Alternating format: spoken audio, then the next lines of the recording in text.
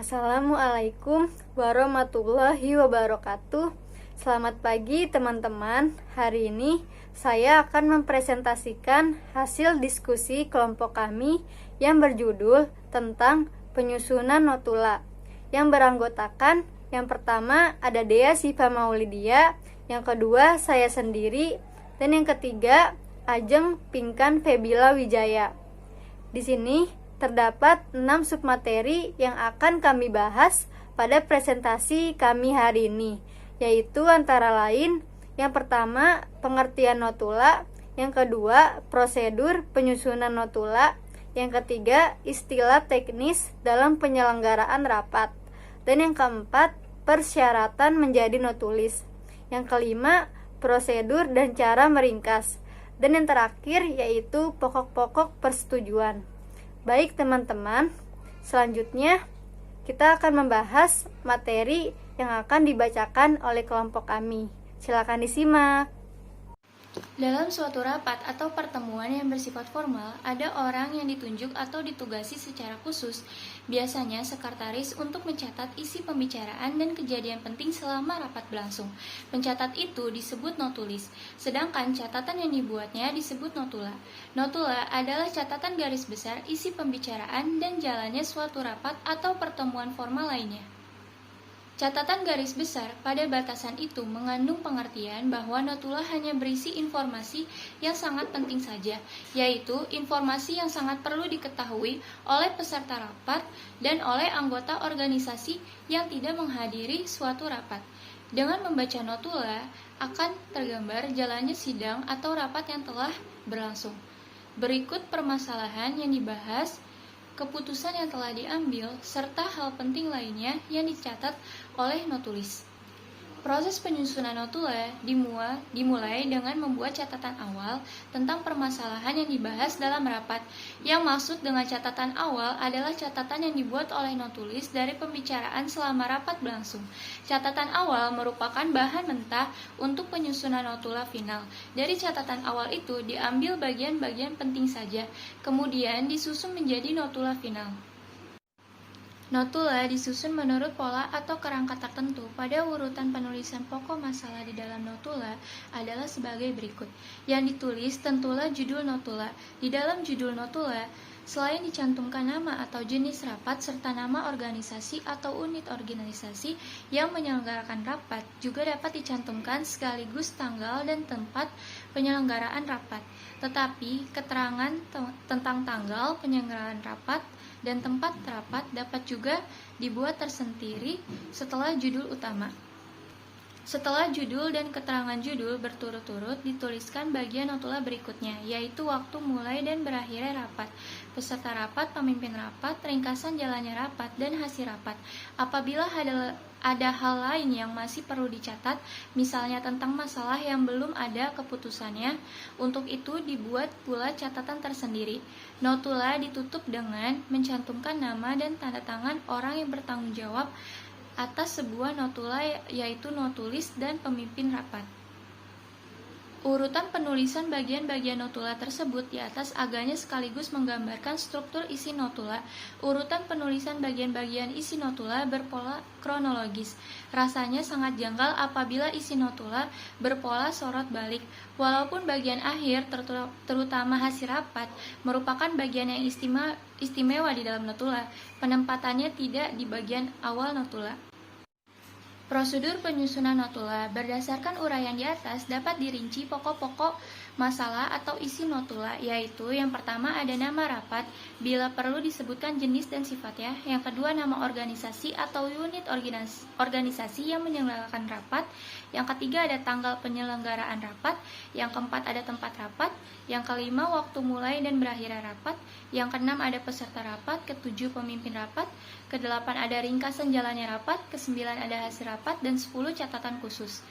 Dari keseluruhan isi notula di atas, 5 bagian pertama yaitu nama rapat sampai dengan waktu mulai dan berakhirnya rapat, rasanya tidak perlu dijelaskan lagi. Dalam contoh notula yang akan disajikan pada bagian akhir bab ini, teknis penulisan kelima bagian itu sudah cukup jelas. Tidak demikian halnya dengan 5 bagian berikutnya, yaitu dimulai dengan peserta rapat sampai dengan catatan khusus. Bagian-bagian tersebut tampaknya perlu diberi penjelasan secara singkat berikut ini. Yang saya akan jelaskan pertama yaitu peserta rapat. Nama orang-orang yang menjadi peserta rapat jika akan dimasukkan ke dalam notula bersama-sama dengan bagian notula lainnya sebaiknya tidak lebih dari 20 nama.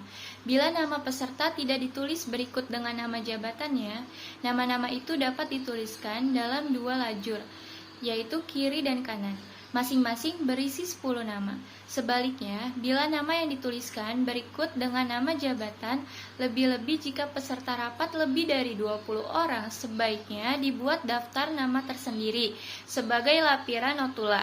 Orang yang diundang tetapi tidak hadir juga perlu dicantumkan namanya dalam bagian ini, agar diketahui oleh setiap pembaca notula yang memerlukan informasi tersebut. Yang kedua yaitu ada pemimpin rapat. Sebuah rapat, terutama rapat cara maraton, sering dipimpin oleh lebih dari satu orang. Bila hal itu terjadi, nama para pemimpin rapat itu harus dicantumkan di dalam notula. Berikut waktu lamanya dia memimpin rapat. Yang ketiga, ada ringkasan jalannya rapat. Di dalam notula yang tradisional, setiap pembicaraan yang penting selalu dicantumkan ringkasannya. Jalannya suatu perdebatan sering juga turut digambarkan, namun dalam perkembangannya, kemudian hal tersebut tidak lagi dicantumkan secara rinci, tetapi cukup garis besarnya saja. Sebenarnya dicantumkan atau tidak dicantumkan tidaklah bersifat mutlak, dan sebaiknya hal itu disesuaikan dengan kebutuhan dan derajat kepentingan atau urgensi sebuah rapat. Yang keempat, ada hasil rapat. Walaupun setiap rapat selalu menghasilkan keputusan, tidaklah setiap kali rapat harus langsung ada keputusannya. Sering terjadi keputusan baru dapat diambil setelah beberapa kali rapat. Yang jelas, setiap kali rapat ada atau tidak ada keputusan harus selalu dibuatkan notulanya. Dengan sendirinya, notula tersebut belum mencantumkan keputusan rapat. Perlu diketahui, tidaklah setiap pertemuan formal menghasilkan keputusan. Pertemuan seperti diskusi misalnya akan ditutup dengan simpulan, bukan keputusan. Dengan demikian, hasil rapat di dalam sebuah notula akan dapat berisi keputusan, simpulan, bahkan dapat berupa usul atau resolusi. Yang terakhir, ada catatan khusus. Bagian ini dinamakan catatan khusus karena yang dicatat di sini adalah hal-hal khusus yang tidak dimasukkan ke dalam bagian lainnya dari sebuah notula. Dalam bagian ini dicatat berbagai permasalahan, misalnya kesepakatan tentang waktu dan tempat rapat berikutnya, tentang amandemen dari seorang anggota atau peserta rapat, tentang peserta yang walkout jika ada, tentang permasalahan yang belum dapat diputuskan oleh rapat, dan hal penting lainnya yang memerlukan perhatian khusus dari setiap pembaca notula nantinya. Baik, yang akan selanjutnya saya bahas yaitu istilah teknis dalam penyelenggaraan rapat. Dalam kehidupan sehari-hari, di kalangan penyelenggara operasional organisasi, masih banyak terjadi kekeliruan mengenai penafsiran istilah teknis penyelenggaraan rapat. Untuk meminimalisir kesalahan kembali terjadi, maka kami akan menjelaskan mengenai agenda dan acara rapat, notula dan risalah rapat. Selain itu, disajikan pula istilah-istilah terpenting yang menyangkut teknis penyelenggaraan rapat, antara lain, yang pertama ada agenda rapat. Sebelum mengadakan rapat, tentu perlu terlebih dahulu menetapkan permasalahan apa saja yang akan dibahas nantinya di dalam rapat. Materi yang akan dibicarakan juga perlu disusun satu persatu. Kegiatan mendaftar materi pokok atau pokok permasalahan disebut mengagendakan. Sedangkan daftar yang berisi pokok-pokok permasalahan itulah yang disebut agenda. Berikut contoh agenda rapat seperti di samping. Lalu selanjutnya ada contoh agenda upacara. Seperti pada contoh yang tadi, dapat diketahui bahwa agenda berisi pokok permasalahan yang akan dibicarakan atau topik-topik acara dalam suatu rapat atau upacara. Lalu selanjutnya, yang kedua ada acara rapat. Acara rapat adalah rincian atau penjabaran lebih lanjut dari topik-topik dalam agenda. Susunan acara dalam satu pertemuan formal dituliskan lengkap mulai dari kegiatan awal sampai kegiatan yang terakhir yang dikoordinasikan oleh pembawa acara. Berikut contoh susunan acara rapat. sesuai dengan agenda tadi.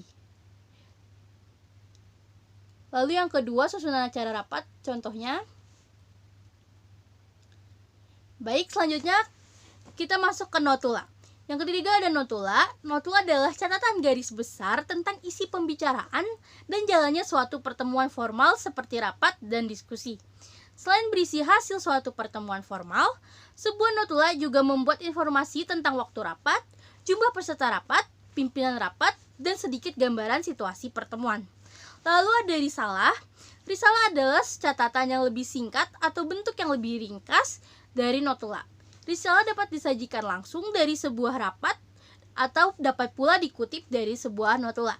Isi suatu risalah langsung mengenai hasil rapat atau pertemuan formal. Lalu ditutup dengan menuliskan nama notulis dan pimpinan rapat atau pertemuan. Lalu selanjutnya kita masuk ke sidang komisi. Sidang komisi atau sidang kelompok adalah sidang yang khusus diadakan oleh komisi yang dibentuk sesuai dengan kebutuhan organisasi. Misalnya komisi organisasi, komisi program kerja, komisi pendidikan, dan lainnya. Sidang komisi ini dipimpin oleh ketua yang disebut ketua komisi. Lalu ada sidang pleno. Sidang pleno adalah sidang yang dihadiri oleh seluruh anggota dan pengurus lengkap suatu organisasi. Dalam sidang ini disahkan keputusan yang diambil oleh sidang komisi sehingga keputusan sidang komisi itu menjadi sebuah keputusan organisasi. Lalu selanjutnya ada sidang paripurna. Sidang paripurna adalah sidang yang dihadiri oleh seluruh anggota ditambah dengan undangan dari luar organisasi. Sidang ini diadakan pada pembukaan dan penutupan suatu pertemuan besar, misalnya kongres suatu organisasi. Lalu selanjutnya kita masuk ke quorum. Quorum adalah ukuran sah atau tidak sah bagi suatu rapat mengambil kesimpulan. Jika mayoritas anggota sudah hadir minimal 50% plus 1, berarti quorum telah tercapai. Jika lebih banyak anggota yang tidak hadir, berarti quorum tidak tercapai. Dalam kondisi quorum tidak tercapai, biasanya pelaksanaan rapat ditunda karena rapat tidak dapat menghasilkan keputusan. Lalu selanjutnya ada termin. Arti termin sama dengan babak atau gelombang yang dalam bahasa Inggris itu session. Dalam suatu masalah, peserta rapat diberi hak untuk mengemukakan pandangannya. Kesempatan mengemukakan pandangan biasanya dibagi dalam beberapa termin, dan jumlah pembicara dalam setiap termin selalu dibatasi, umumnya 3-5 orang. Lalu selanjutnya ada voting. Istilah berasal dari kata vote yang berarti hak suara. Peserta rapat yang mempunyai hak suara adalah anggota penuh. Calon anggota dan peninjau tidak memiliki hak suara. Vote baru dilakukan bila suatu keputusan yang akan diambil tidak dapat dicapai secara aklamasi. Lalu selanjutnya ada interupsi. Istilah ini berasal dari bahasa Inggris yaitu to interrupt, yang artinya menyela pembicaraan yang sedang berlangsung. Apabila peserta rapat ada yang ingin memotong pembicaraan karena akan mengemukakan hal penting, ia harus meminta izin kepada pimpinan rapat dengan meneriakkan kata interupsi. Dengan seizin pimpinan rapat, barulah peserta itu dapat menyampaikan permasalahan yang ingin dibicarakan. Lalu selanjutnya ada amandemen. Amandemen adalah semacam hak banding bagi anggota komisi yang telah kalah suara. Hak amandemen digunakan oleh suatu komisi yang tidak setuju atau keberatan tentang suatu masalah yang telah diputuskan dalam komisinya. Amandemen dikemukakan dalam sidang pleno dengan maksud mempengaruhi peserta sidang untuk memberi tanggapan. Dalam sidang pleno, keputusan yang diambil oleh komisi bisa gugur akibat amandemen salah seorang anggota komisi. Tentu saja hal itu akan terjadi jika amandemen ini didukung oleh mayoritas peserta sidang pleno. Lalu selanjutnya ada floor. Floor adalah istilah yang dipakai untuk menyebut peserta sidang atau kumpulan orang yang sedang mengikuti rapat. Istilah lain yang dapat dipakai untuk menyebut seluruh peserta rapat adalah forum. Lalu selanjutnya ada hearing. Hearing atau dengar pendapat adalah kegiatan pengumpulan pendapat dari pihak-pihak yang berkompeten atau dianggap perlu tentang suatu hal yang akan dirapatkan untuk memperoleh masukan atau input sehingga dapat memperluas wawasan. Misalnya, seorang anggota DPR melakukan hearing dengan berbagai pihak yang terkait sebelum membahasnya secara resmi untuk dijadikan undang-undang. Lalu selanjutnya ada lobbying. Istilah lobbying ada hubungannya dengan kata lobby nih, yaitu lantai dasar atau teras suatu gedung. Di tempat itu sering berlangsung pembicaraan yang tidak formal, namun sangat efektif untuk melakukan usaha pendekatan mencari titik temu jika ada silang pendapat. Jadi, lobbying adalah pertemuan informal berbentuk diskusi atau face-to-face yang dilakukan di luar sidang. Pengertian lobbying kira-kira sama dengan rembukan yang berasal dari bahasa Jawa. Lalu selanjutnya ada skorsing. Skorsing sama dengan jeda atau istirahat dengan pengertian pembahasan suatu masalah dengan sidang secara keseluruhan belum selesai. Sidang diskors karena beberapa alasan, antara lain untuk membicarakan kesempatan kepada peserta rapat untuk makan, beribadah, atau beristirahat. Tetapi kadang-kadang sidang sengaja diskors untuk memberi kesempatan untuk para peserta rapat melakukan lobbying. Lalu selanjutnya ada pending. Istilah pending dipakai untuk menunda pembahasan suatu masalah karena berbagai alasan teknis, misalnya karena bahan belum lengkap atau karena situasi belum mengizinkan. Lalu materi selanjutnya ada persyaratan menjadi notulis. Uraian terdahulu mengenai notula barulah menyangkut definisi dan struktur penulisan. Aspek lain yang harus diketahui oleh setiap calon notulis adalah persyaratan menjadi notulis. Seseorang akan menjadi notulis ideal jika yang pertama ia mengetahui seluk-beluk penyelenggaraan rapat, lalu mengetahui struktur dan kerangka notula, mampu menulis cepat, teliti dan cermat, dan terakhir mampu meringkas atau menangkap ide dan gagasan pembicara atau penulis. Untuk dapat menjadi notulis, kita perlu mengetahui seluk-beluk penyelenggaraan rapat, termasuk menguasai istilah-istilah yang lazim dipakai dalam rapat. Kemudian tentu saja ia harus mengetahui kerangka atau pola notula agar ia dapat menulis notula secara teratur. Selain itu, kemampuan menulis cepat lebih baik lagi kalau menguasai stenografi, serta memiliki sifat teliti dan cermat, baik dalam menangkap ide maupun menuliskan ide itu kembali. Sangat diperlukan oleh seorang notulis agar notula dapat dituliskan benar-benar merupakan dokumen otentik yang berharga. Dari definisi notula yang disajikan pada awal bab tadi, sebenarnya dapat diketahui bahwa hakikat notula tidak lain dari meringkas isi pembicaraan. Membuat suatu ringkasan berarti menyangkut kemampuan menggunakan bahasa sebagai alat untuk menangkap ide seseorang dan mengungkapkan kembali atau mereproduksi ide tersebut untuk keperluan peserta rapat dan untuk dokumentasi. Kemampuan meringkas dan menangkap suatu pikiran orang lain tanpa menyimpang dari ide atau gagasan orang yang mengutarakannya memang merupakan kunci penyusunan notula. Oleh sebab itu, garis besar cara meringkas dan langkah-langkah membuat ringkasan akan menjadi topik pembahasan berikut ini. Baik, selanjutnya ada prosedur dan cara meringkas. Tadi telah disinggung bahwa meringkas adalah mengungkapkan kembali atau mereproduksi ide seseorang tanpa menyimpang dari maksud orang yang mengutarakannya. Perlu ditambahkan di sini, ide yang direproduksi harus dalam bentuk ringkas, singkat dan padat. Caranya ialah dengan mengambil bagian-bagian terpenting yang berisi ide atau gagasan seseorang dalam naskah atau ucapannya. Bagian yang kurang penting atau tidak penting sama sekali tidak boleh dimasukkan ke dalam ringkasan. Jadi, sebuah ringkasan hanya berisi kata-kata penting atau kata-kata kunci, yaitu kata-kata yang mengemban amanat penulis atau pembicara. Seseorang notulis dituntut pula mampu membaca karangan petulis secara cepat dan mampu menyimak penyajian lisan secara saksama agar dapat menangkap ide penulis atau pembicara. Ia juga harus mencatat semua pikiran penting atau gagasan utama, lalu menyeleksinya untuk mengambil inti pikiran atau maksud utama penulis atau pembicara. Untuk mengambil inti pikiran inilah diperlukan lagi kemampuan memadatkan bagian karangan. Bab atau subbab harus dipadatkan menjadi satu atau dua alinea saja.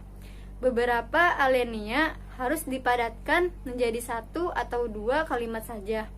Dan beberapa kalimat harus dipadatkan menjadi satu kalimat atau beberapa kata saja. Kemampuan ini akan diperoleh melalui latihan yang intensif. Setelah berhasil membuat ringkasan, masih ada hal penting yang perlu dilakukan oleh pembuat ringkasan, yaitu memastikan bahwa ringkasannya tidak menyimpang dari pokok pikiran penulis atau pembicara. Caranya tentu dengan membandingkan hasil ringkasan dengan naskah asli atau dengan rekaman tape recorder yang lazim dipakai sebagai alat bantu dalam proses pembuatan notula. Dari uraian singkat di atas dapat disimpulkan bahwa prosedur membuat ringkasan terdiri atas 4 langkah, yaitu yang pertama membaca naskah atau menyimak uraian lisan penulis atau pembicara. Yang kedua, menyeleksi dan mencatat pokok pikiran penting atau gagasan utama penulis atau pembicara. Dan yang ketiga, menuliskan inti pikiran penulis atau pembicara. Dan yang terakhir, memeriksa dan membandingkan ringkasan dengan bentuk aslinya. Selanjutnya, ada pokok-pokok persetujuan atau head of agreement. Salah satu tugas sekretaris adalah mendampingi bos atau atasan yang mengadakan perundingan dengan mitra bisnisnya. Kesepakatan yang dicapai dalam suatu perundingan perlu dicatat oleh sekretaris.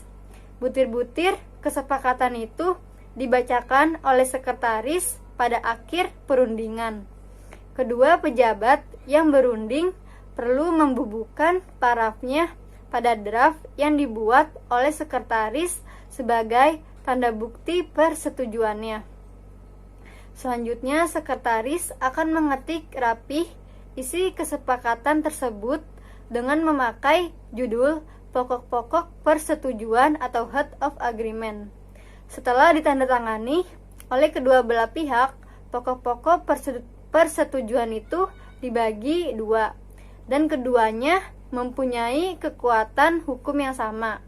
Jadi, pokok-pokok persetujuan ini dapat disamakan dengan notula atau risalah. Sekian presentasi kelompok kami hari ini. Apabila terdapat kesalahan kata, mohon dimaafkan. Dan terima kasih. Wassalamualaikum warahmatullahi wabarakatuh.